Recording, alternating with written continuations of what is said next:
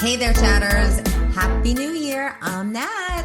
And I'm Kat, and welcome to the Crime Chat Update. This is our second case update episode for season 5, and it's where we revisit some of our previous cases and give you some of the latest deets. What's going on? Yes, So. Quick chat update. But before we get into it, I do need to ask you, did you finish watching Stranger Things? Yes. What'd you think? Oh my God. Yeah? Okay. I you know me, I don't like the sappy stuff, right? Like I don't really like the romance and the, happy ever after, but I cried. Did you? When did you cried. cry? I cried when Nancy found Holly. I cried when Joyce cut Vecna's head off because Oh my God, what a powerful scene. very. That was such a I mean she's been there from the beginning. Yeah. So all of that stress, like that monster's been after her child from the beginning. Yes. For I 10 felt years. that. She is an amazing, listen, Winona Ryder, she's not a perfect actress. She gets cringy sometimes, but when she smashes a role, the girl is amazing. There's a movie called Girl Interrupted. I don't know if you've ever seen it. Yes, it's been a long time, but yes, I have seen it.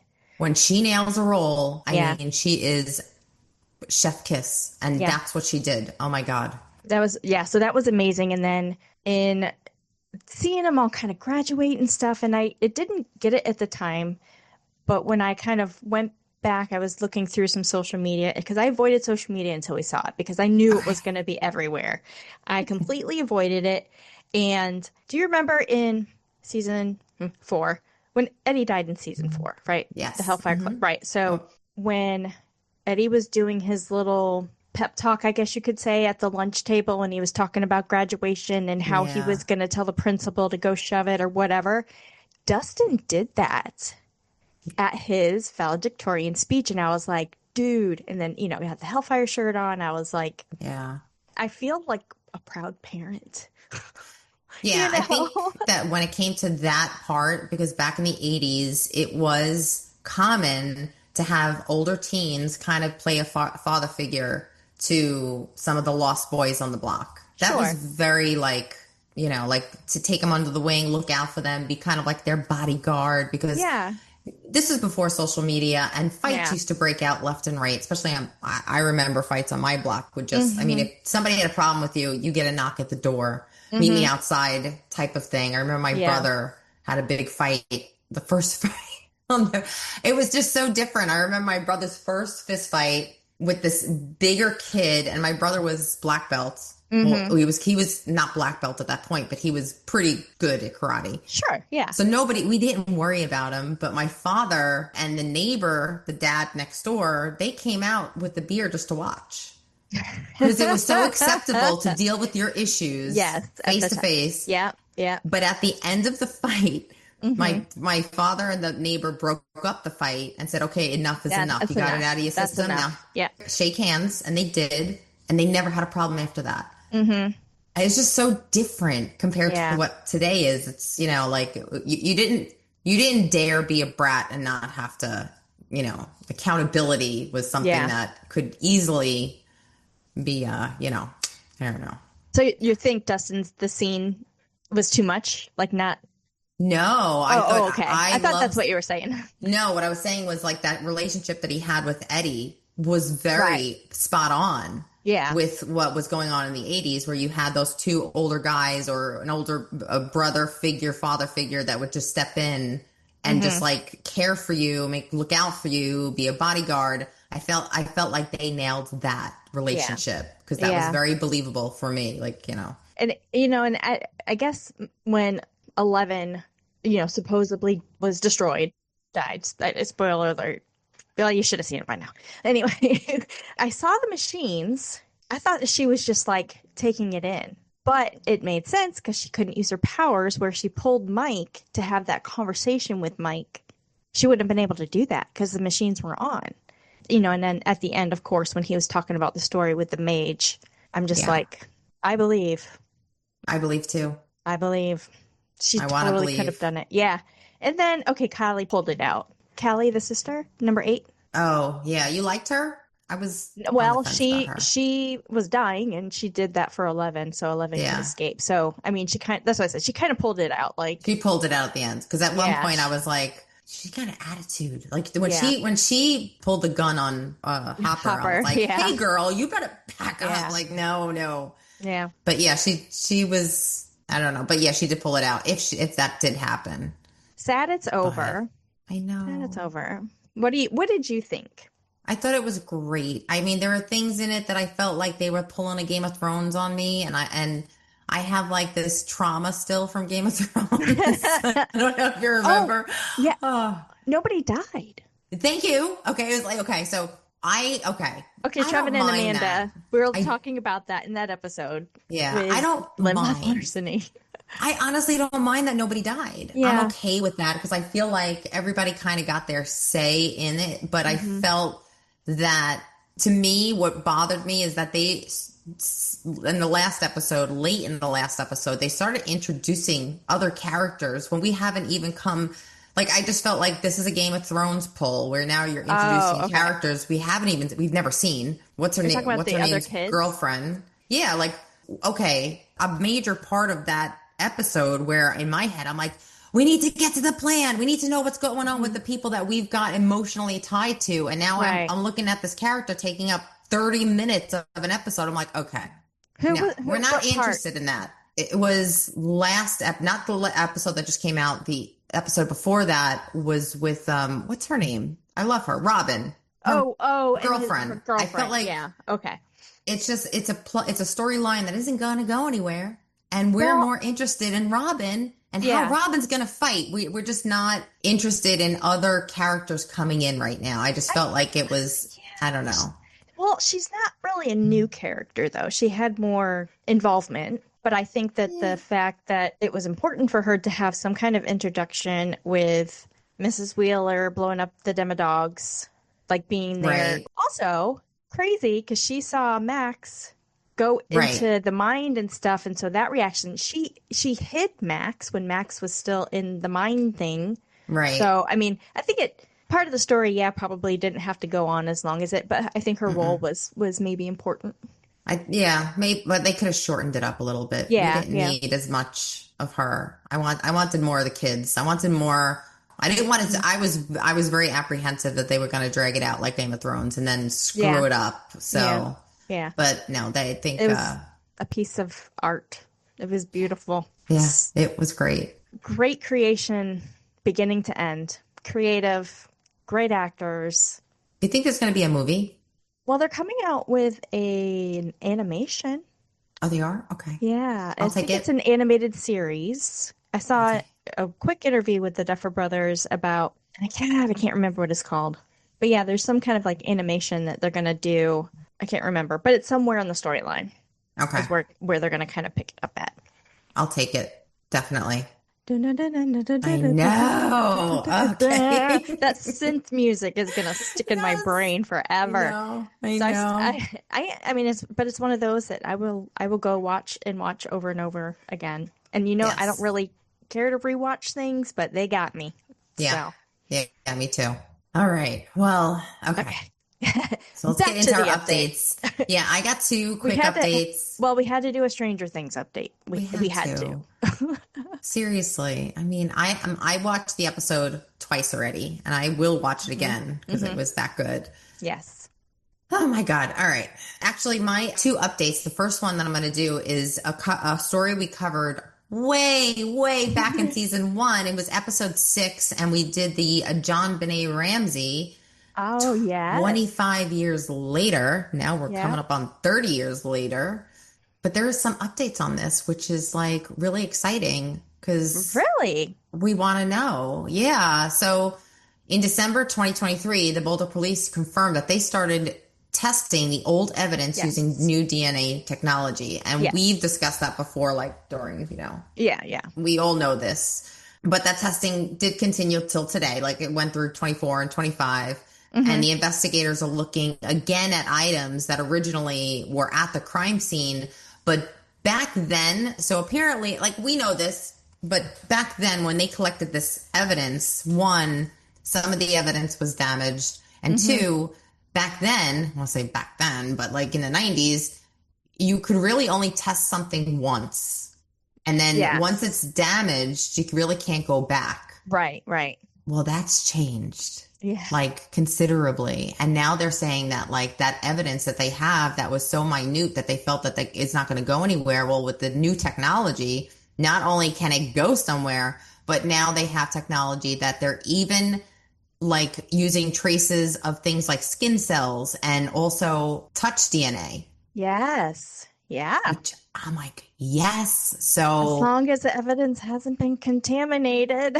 Well, I think with the new DNA, they can at least separate the contamination. I feel like they can zero in on if there is a consistent level of contamination throughout all the samples, they may be able to extract it. Like if there's a common thread of an abnormal thread throughout these DNA samples, I think they're going to be able to identify that thread and maybe cancel it out and figure out what's underneath. Like I feel like we could do it. We can do it.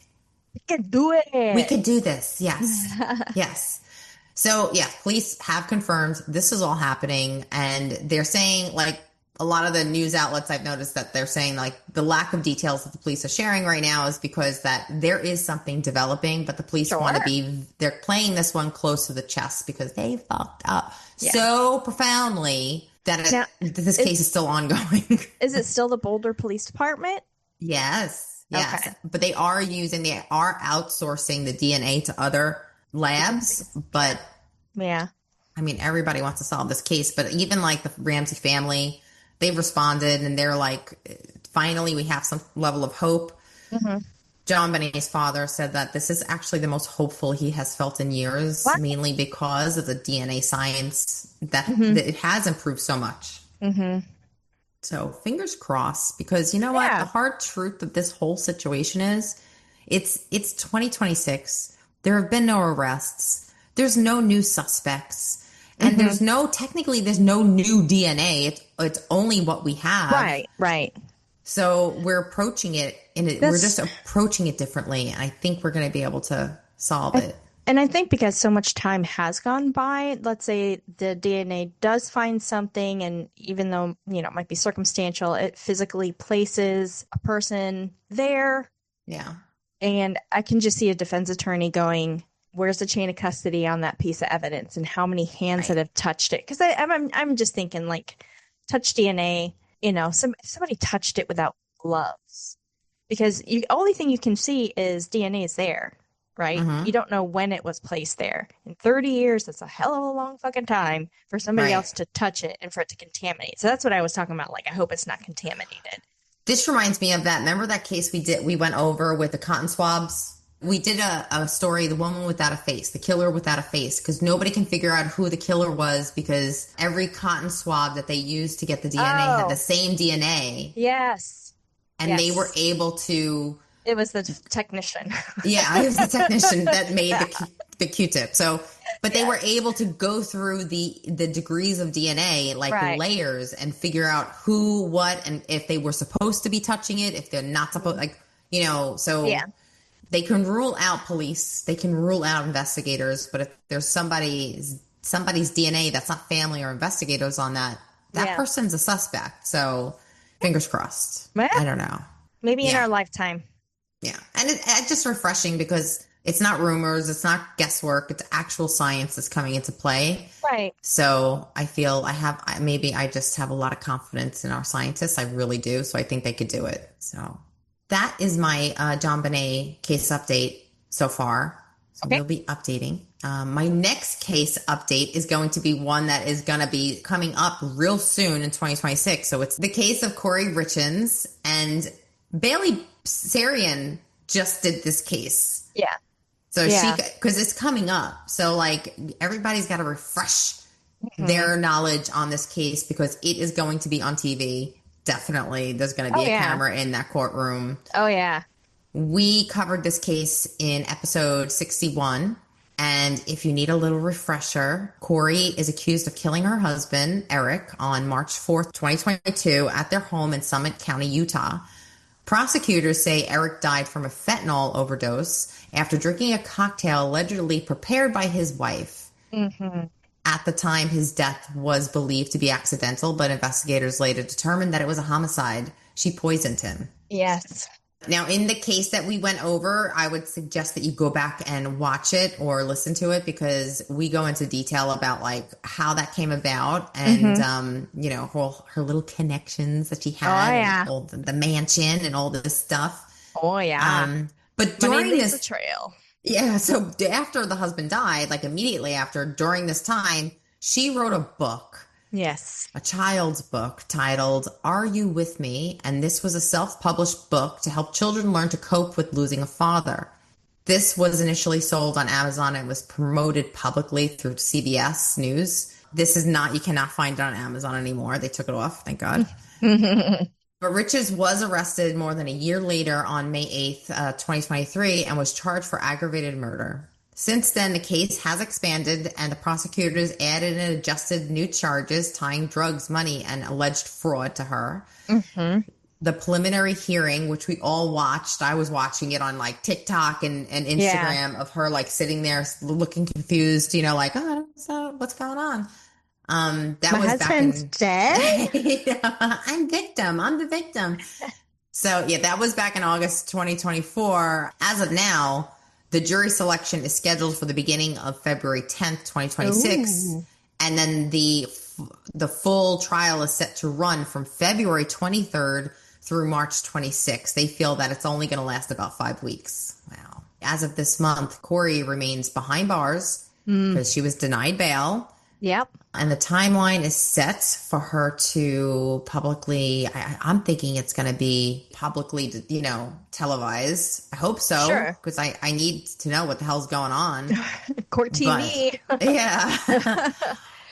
But we will keep you updated because I'm going to be digging on this. So this will probably come up in other updates this season. So, Yeah. And that are my 2 updates for our second latest updates. Very good stuff. Good Yeah. stuff with JonBenét and really interesting on the edge. We're on the edge with Corey Richins. I know. So, okay, so I have 2 quick case updates from cases that we covered in season 2. Both of them are from season 2. Okay. You went way, way, way back. I'm just going way back. Okay.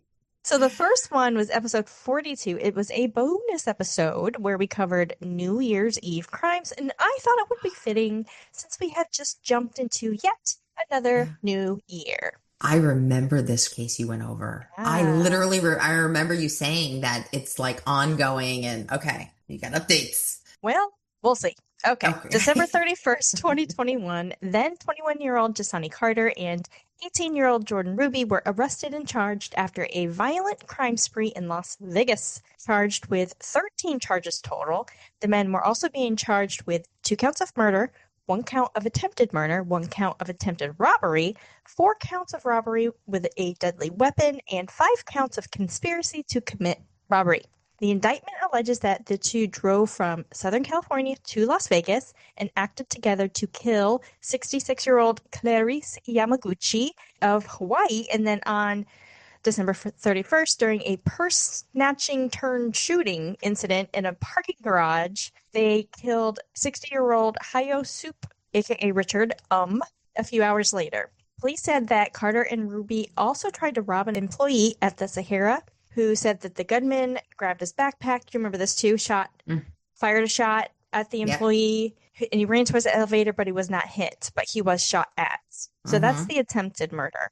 Security cameras, images, and witnesses linked Carter and Ruby to a silver BMW sedan, temporary California tags, and it was seen at the Wynn Resort parking structure on December 30th. Now, I mentioned this, I think, before, that Ruby's defense attorney requested the case to be dismissed, but prosecutors are moving forward and they're seeking the death penalty.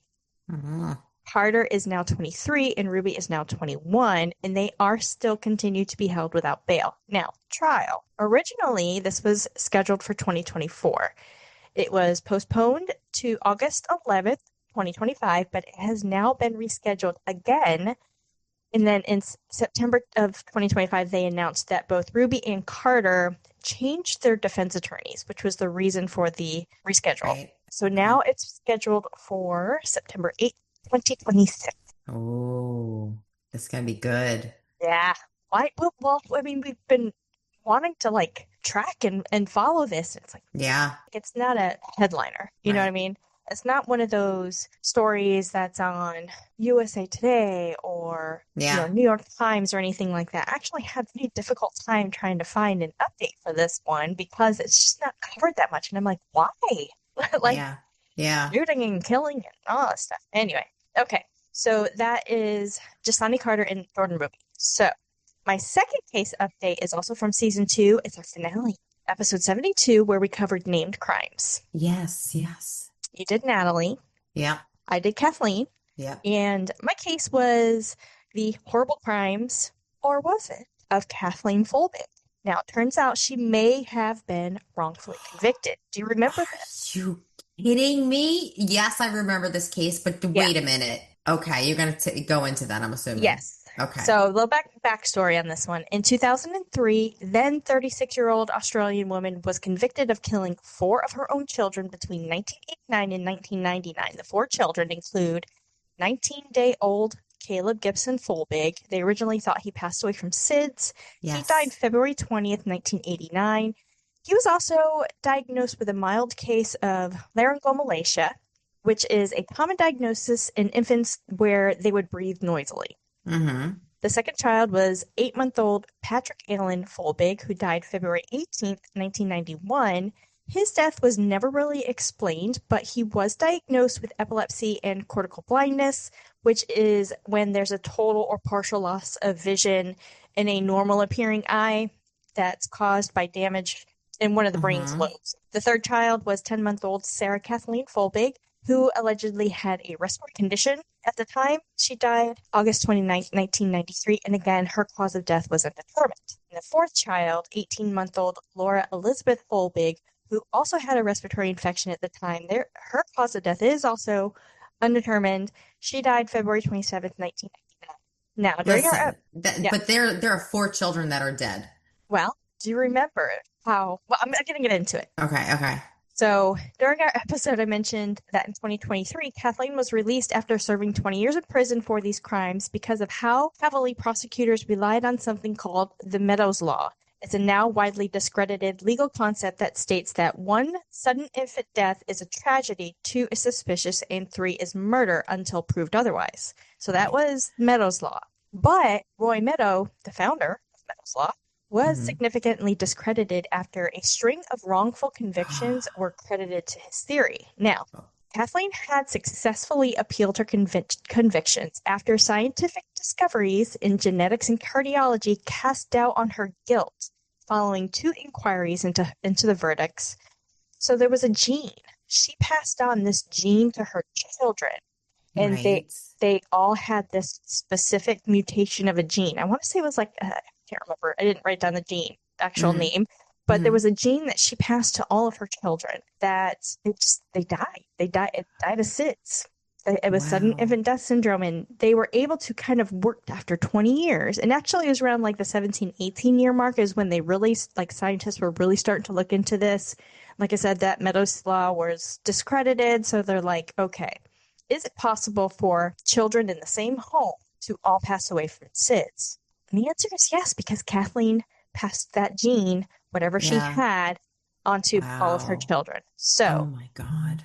With the appeal, right, there was more than 100 scientists. I want to say it was like 154 scientists. They signed this petition for her release going, scientifically, all of the kids have this gene, and this is why. So Kathleen was given an unconditional pardon June 5th, 2023. Here's the update. August of 2025, the New South Wales government announced that they are awarding the now 57-year-old Kathleen Folbig $2 million in compensation as an ex gratia payment. Now, this is a voluntary payment where an organization pays someone without admitting legal liability, often as a goodwill gesture to resolve some sort of claim, like settling out of court, avoid disputes, and mitigate bad publicity. And this is common in insurance and employment terminations because basically the government pushed forward and basically has refused to apologize. She was pardoned, obviously, but they refused to apologize, going, okay, our bad. they just kind of let her go. So her lawyer said that this is, quote, woefully inadequate and ethically indefensible. Good. And that the system has failed Kathleen Folbig once again. Yeah. So since her release, Kathleen has been on a journey of rediscovery with her name cleared and an optimistic future. She has a life partner. She's published a book, but she still closely guards her memories of Caleb, Patrick, Sarah, and Laura. I saw this article where she was interviewed, and she, tried to think of the good times, had the very, very short amount of like good times that she had because they were like 9 months, 18 months, old, that kind of thing. But she also does blame herself because she carried that gene and she passed it on. Oh, that's heartbreaking. And you know what? There's no way that she can fight that, take the $2 million and still fight and use it towards a legal defense to fight it. I don't know. And basically, from what I read, there's a lot more going into kind of the government's going, that's all you're getting. We do that too. Sorry, we've done sorry. That yeah, we've done that too. Like, I want to say to the Mississippi 3, they were released, but the government was like, we're not going to admit guilt. We're just going to release you. Then here's some hush money. Yeah, it's so messed up. Yeah. Well, that's it. Those are my 2 updates.